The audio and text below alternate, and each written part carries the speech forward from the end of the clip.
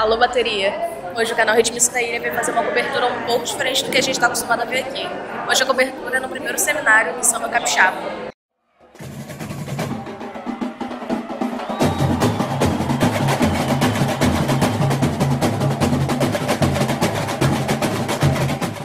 Luiz Antônio Simas é mestre em História Social pela Universidade Federal do Rio de Janeiro, pesquisador, autor de vários livros, artigos e textos sobre o carnaval, o samba e as culturas afro-brasileiras. Já atuou como jurado do Estandarte de Ouro, maior premiação do carnaval carioca. Em 2014, por serviços prestados à cultura do Rio de Janeiro e aos estudos da diáspora africana no Brasil, recebeu um conjunto de medalhas da Comenda Pedro Ernesto, conferido pela Câmara Municipal. Recebeu com Ney Lopes, em 2016, o prêmio Jabuti, mais importante premiação do livro no Brasil, pelo Dicionário da História Social do Samba. Luiz Antônio Simas, seja muito bem-vindo. Vai fazer aqui a nossa mesa de esquenta, porque o desfile começa amanhã cedo, 8 horas, hein? Tá? Já estou lembrando você, 8 horas é o café da manhã, 8h30 a gente já começa, porque a gente tem uma programação extensa, com as alas e tal, e a gente precisa seguir a programação. Tem Solange, que está preocupada com o voo dela, que é 6 horas, 7 horas. Simas, que vai embora 3 horas também, já saiu correndo, tá bom? Tá na mesa de manhã. Beleza, gente? Vamos aproveitar aqui. E aí, Simas, é com você. Bom, gente, dá para ir um pouquinho mais para frente. Primeiro quero agradecer aqui na pessoa do Juscelino o convite para lançar algumas questões de abertura desse evento, né? Dizer que é um prazer estar aqui, dizer que para mim, que sou do Rio de Janeiro, né, é pujante ver esse movimento do samba capixaba. É fundamental assistir a esse tipo de evento acontecer dentro da universidade, já que no Rio de Janeiro, acho que vocês devem estar acompanhando isso, nós temos uma universidade de maior relevância em relação ao trabalho com o samba, com a cultura popular, que é a Universidade do Estado do Rio de Janeiro, a UERJ, né? E que está sendo absolutamente massacrada pela irresponsabilidade por um governo do Rio de Janeiro, que tem um projeto, né? Eu não tenho dúvida nenhuma disso, de desqualificação e desidratação da UERJ, por tudo que a UERJ representa como a primeira universidade do Brasil, inclusive, que adotou ações afirmativas, né, que abriu as suas portas para a rua e que é uma referência importante para a cultura do Rio de Janeiro. Bom, eu queria fazer umas breves observações. Vamos lutar para que a UERJ sobreviva. Queria fazer umas breves observações, até para pautar um pouquinho o que a gente vai discutir, a partir do livro que eu escrevi com o Ney Lopes, né?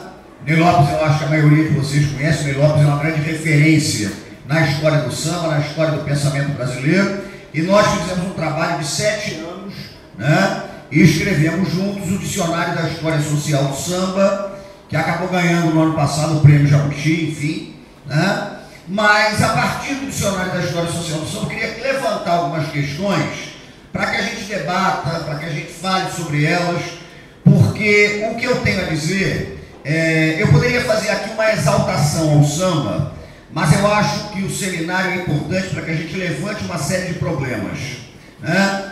E levantando esses problemas, a gente possa discutir, a gente possa sugerir, a gente possa falar de algumas coisas, botar o dedo em algumas feridas, né?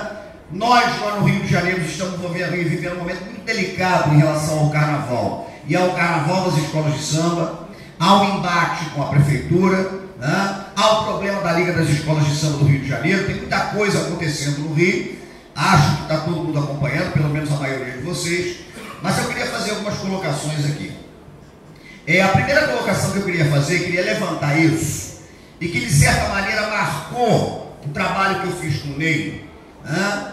Eu acho que a gente tem que entender uma coisa que parece crucial. Eu cresci dentro de uma escola de samba, eu vivo dentro de uma escola de samba, participo do carnaval, né? Fui jurado do Estandarte de Ouro, comento carnaval há 2 anos pela Rádio Arquibancada, com a Rádio Fundamental do Rio de Janeiro, enfim. Então tenho uma relação muito íntima com o carnaval, estudo o carnaval e costumo dizer que o carnaval não é meu objeto de pesquisa. O carnaval é o sujeito da minha pesquisa, né? Esse negócio de objeto é um negócio meio estranho. Mas me parece que a gente tem que ter uma reflexão sobre o samba, que é fundamental. Normalmente, ainda bem que existem exceções, isso está mudando, os estudos sobre o samba, eles normalmente trabalham em duas perspectivas. Uma delas é contar a história do samba a partir da história da indústria fonográfica brasileira, a história do disco, né? E me parece que isso é muito parcial. Há uma certa confusão que se faz entre a história do samba e a história da indústria fonográfica, mas é uma linha muito trabalhada. Uma outra linha muito trabalhada é a linha que trabalha a relação que o samba teve ao longo dos anos, ao longo das décadas, as escolas de samba, o carnaval, com o poder público, com o Estado brasileiro. Essas são as duas principais linhas de trabalho sobre o samba. O samba na indústria fonográfica e as relações entre o samba e o Estado brasileiro. E eu acho que a gente tem que começar a trabalhar também, a gente tem que começar a pensar também o samba como um fenômeno potente que vai muito além do disco, vai muito além da avenida, vai muito além da relação que ele tem com o poder público brasileiro. Porque me parece que o samba não é só uma coreografia, não é só um ritmo, é isso também, né? Se a gente pergunta na rua o que é o samba, muita gente vai dizer que o samba é um ritmo de compasso binário que se caracteriza pelo sincopado, ou então que o samba é uma coreografia, é um bailado. Mas me parece que o samba é muito mais do que isso. O samba, a meu ver, é um complexo cultural que engloba não só a música, não só o ritmo, não só a coreografia, mas o samba engloba as maneiras como você anda, como você lida com a morte, como você lida com a vida, como você come, como você se veste, como você se relaciona com o mundo, se relaciona com o seu chão, com a sua cidade. O samba é um complexo cultural que, a meu ver, é completo. Existe uma gastronomia do samba, existe um vestuário do samba, existe uma maneira de se falar de sexualidade no samba, existe uma maneira de se celebrar a morte no samba, existe uma maneira de você encarar o nascimento do samba. Nesse sentido, o samba é esse complexo cultural. Por isso, esse meu trabalho com o Ney, a gente tem verbetes sobre culinária, a gente tem verbetes sobre morte, a gente tem verbetes sobre droga, a gente tem verbetes sobre dança, a gente tem verbetes sobre alegria, a gente tem verbetes sobre desafricanização, a gente tem verbetes sobre macumba, porque o samba é um fato social completo. E a gente não pode perder essa dimensão. E como fato social completo, eu pelo menos sou convencido disso, o samba é a maior aventura civilizatória brasileira. Eu não tenho a menor dúvida em relação a esse tipo de coisa.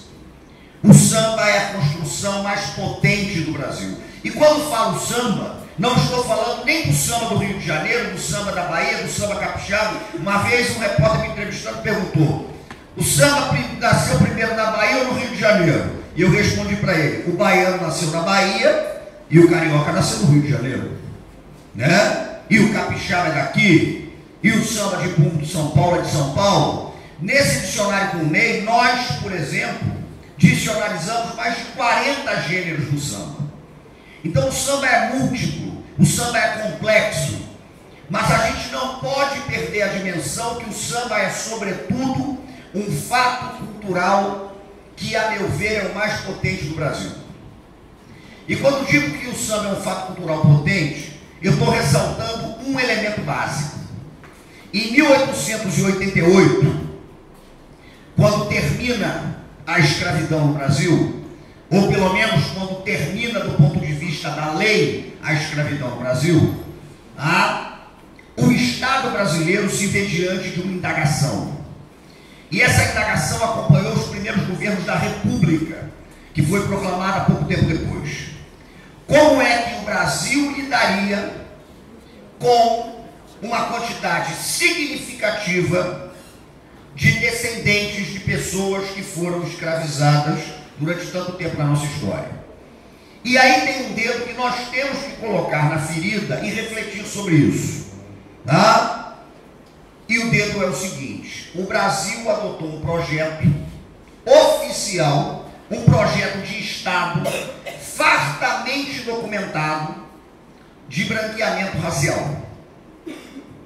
E quando falo isso, é um projeto que tem que ser pensado pelo negro, é claro, mas tem que ser pensado também pelo branco, como eu que sou um branco azedo, porque o racismo é um problema do branco também, mais até do branco, e nós temos que pensar no nosso lugar de privilégio, cotidianamente, né? Então é necessário que o branco encare o seu local de privilégio. Eu uma vez numa palestra na UERJ, perguntaram para mim, né, se eu tinha tido algum processo de empretecimento vivendo no samba. Eu respondi com toda sinceridade: não, nunca e nem viverei, porque eu nunca vou conceber, né, o que é ser negro no Brasil, porque eu nasci com o privilégio da defesa da pele branca. E aí falam que raça não existe, mas a polícia sabe exatamente que existe, né? Eu cresci numa periferia do Rio de Janeiro, da Baixada Fluminense, e eu sei que eu tive a proteção da cor da minha pele. Então é necessário que a gente faça essa reflexão. E aí eu chego ao ponto que eu queria colocar. O Estado brasileiro adotou um projeto de branqueamento. E era um projeto duplo. Primeiro, um branqueamento físico. Como? Trazendo muitos imigrantes para o Brasil, com a perspectiva de que ao longo de gerações a presença do imigrante fosse branqueando a pele brasileira. E além desse projeto de branqueamento físico, e aí é o que me interessa mais como estudo, houve um projeto de branqueamento cultural. E o projeto de branqueamento cultural era muito claro: você teria que eliminar da cultura brasileira as referências dos complexos oriundos das Áfricas ou oriundos das populações originais indígenas brasileiras. Lá no Rio de Janeiro, por exemplo, criou-se uma lei, a Lei de Vadiagem, que criminalizava as manifestações culturais das populações afrodescendentes. Era crime, né? Não custa lembrar, só para vocês terem uma ideia, que o maior acervo religioso afro-brasileiro do Rio de Janeiro, acervo de arte sacra, pertence ao Museu da Polícia do Rio de Janeiro. Nós estamos, inclusive, envolvidos numa campanha no Rio de Janeiro que a gente chama de Devolva o Sagrado, para que o Museu da Polícia, pelo menos, exponha, no mínimo, essas peças. E é claro que a polícia não acumulou, né, diversos objetos sagrados afro-brasileiros por interesse, né, antropológico. Isso foi acumulado durante décadas de batidas em terreiros, né, em casas de culto, assim que funcionava. O samba ter conseguido sobreviver nesse ambiente hostil e se transformar nessa aventura civilizatória brasileira é surpreendente. E aí, prioritariamente, eu acho que é uma coisa que a gente que é do samba tem que pensar hoje. O samba foi o mais poderoso construtor de laço de sociabilidade, de construção de identidade, de rede de proteção social das camadas subalternizadas onde ele surgiu no Brasil. A experiência do samba era uma experiência comunitária. A experiência do samba era uma experiência de sociabilidade constante.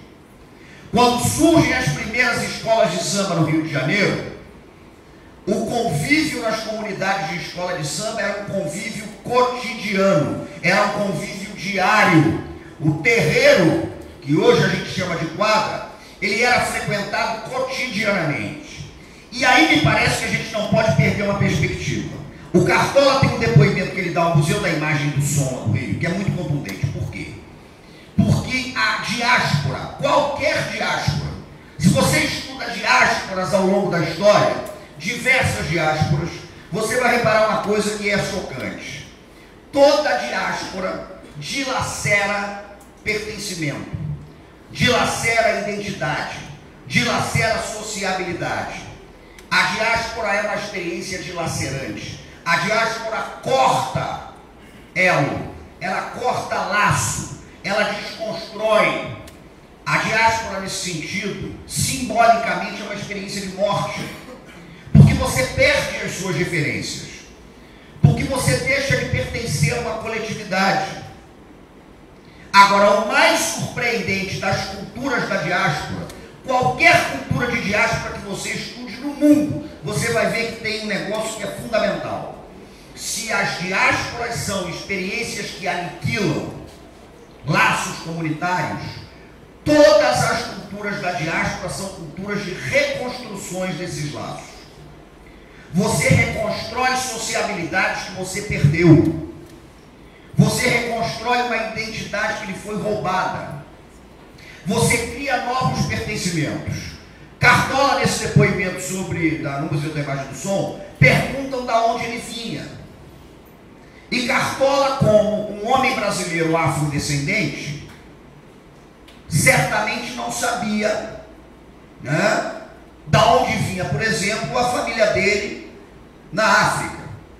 Se vinha do Congo, se vinha de Angola, se ele era Banto, se ele era Yorubá, se ele era Mussurumim, se ele era Moçambique, ele não tinha como saber. Mas Cartola dá uma resposta fascinante. Da onde você vem? E aí Cartola diz: eu venho de Mangueira.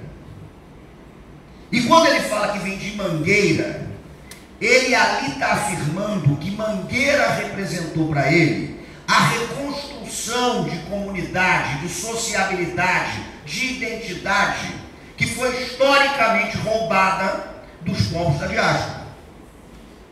Então a escola de samba, ela era essa experiência.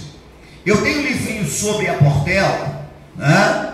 E o presidente da Portela está aqui, que conhece a história da Portela melhor do que ninguém, e aliás é um exemplo contundente, porque é um presidente de uma escola de samba, que eu acho que é provavelmente o maior conhecedor da história da escola de samba que preside, e da história do samba, e me impressiona muito no processo de criação da Portela,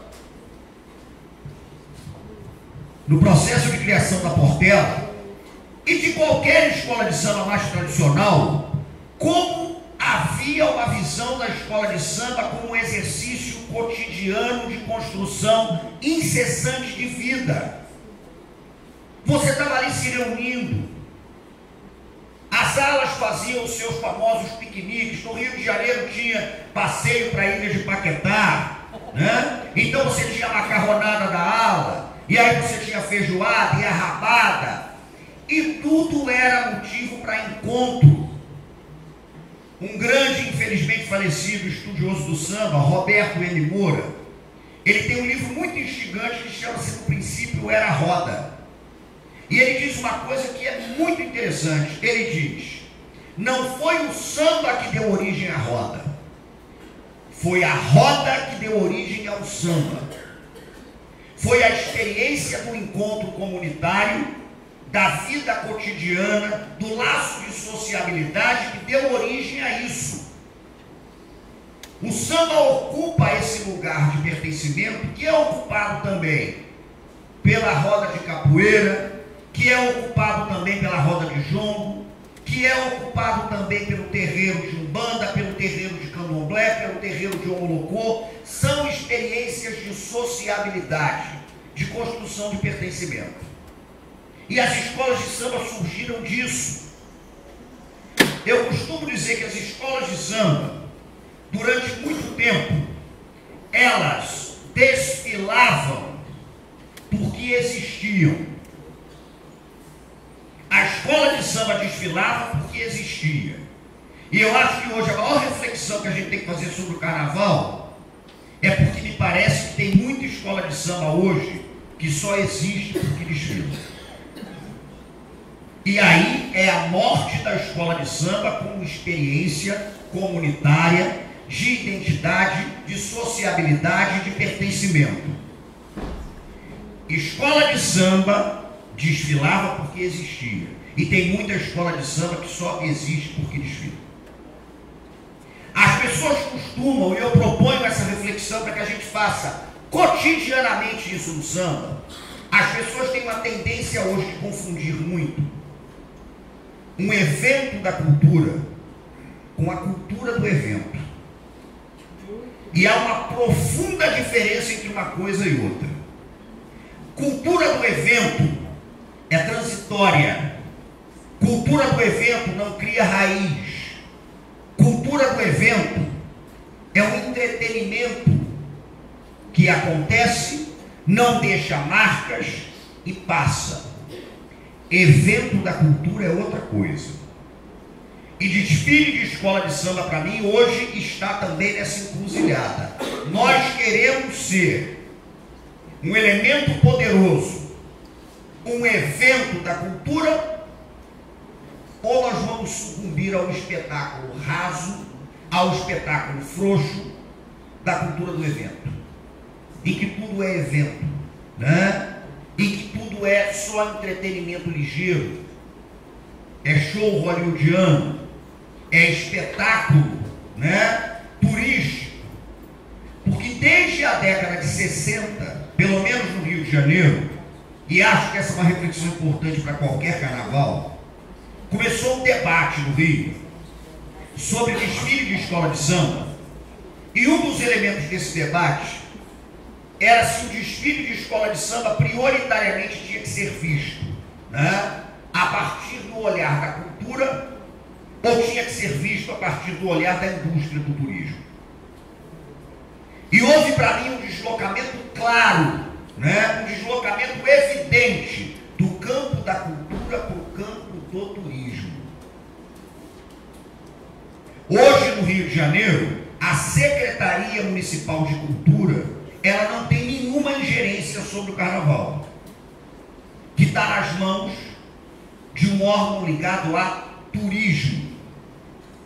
Então nós estamos vivendo um momento dramático, né? Um momento muito complicado, e para mim o que há de pior e o que tem que ser debatido profundamente é que eu percebo que no Rio de Janeiro, pelo menos, e acho que o papel de vocês militando no Espírito Santo é para que isso não possa acontecer, né? O processo tem que ser inverso. No Rio de Janeiro está acontecendo um evidente descolamento entre as escolas de samba e a maioria da população. Escola de samba hoje no Rio de Janeiro, e não adianta fazer discurso triunfal. Tudo que nós não precisamos nesse momento é o discurso triunfalista de que está tudo bem, porque não está.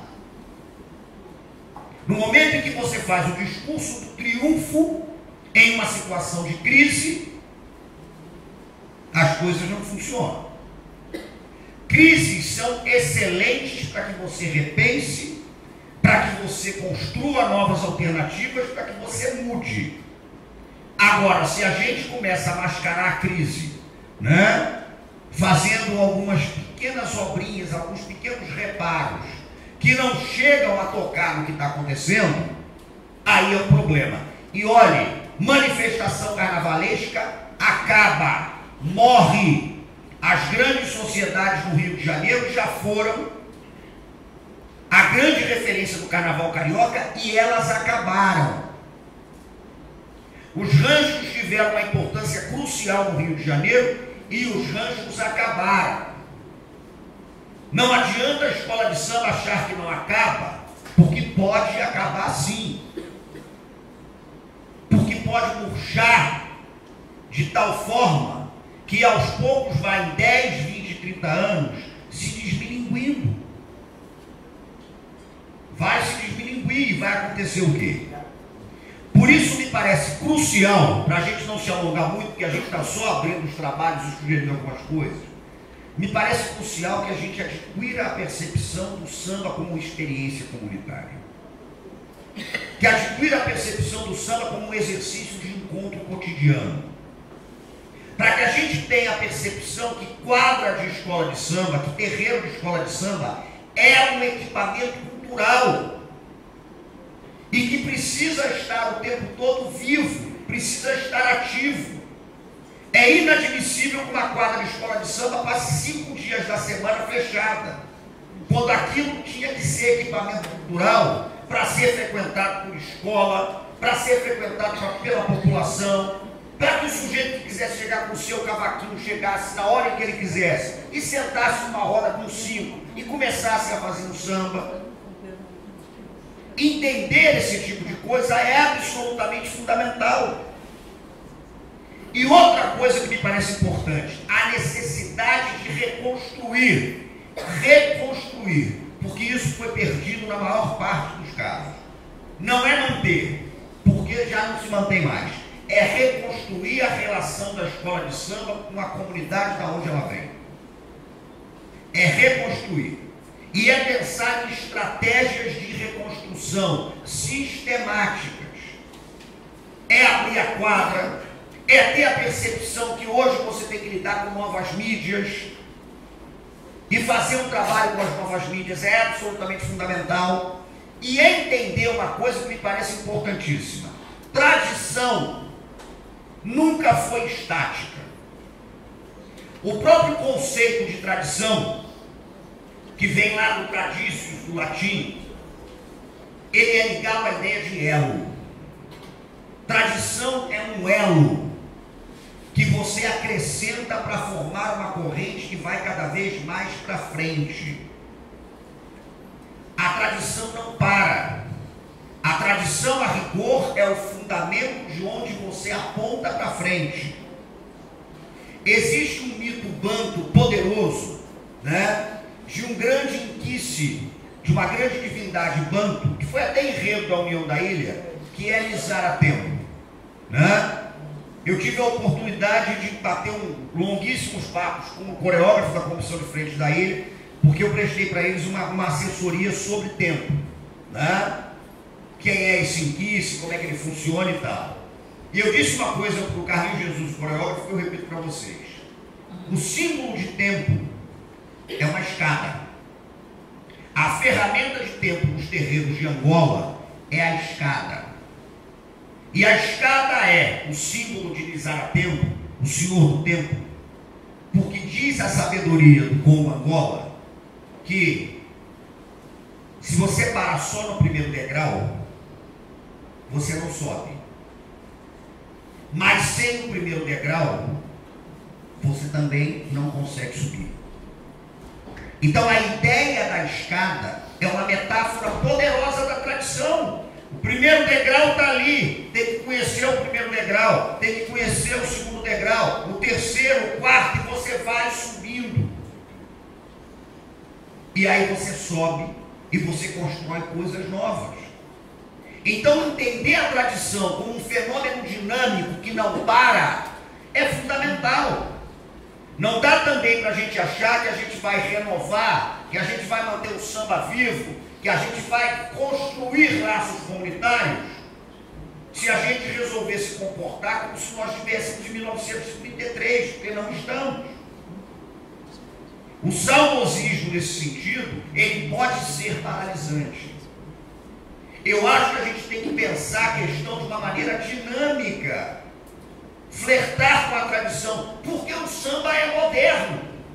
Porque na década de 30, né, um Paulo da Portela, por exemplo, era um intelectual moderno que estava na vanguarda, só propondo coisa nova, apontando para frente, indo lá atrás do movimento da pedra, porque quanto mais para trás você vai, mais longe você arremessa aquela pedra.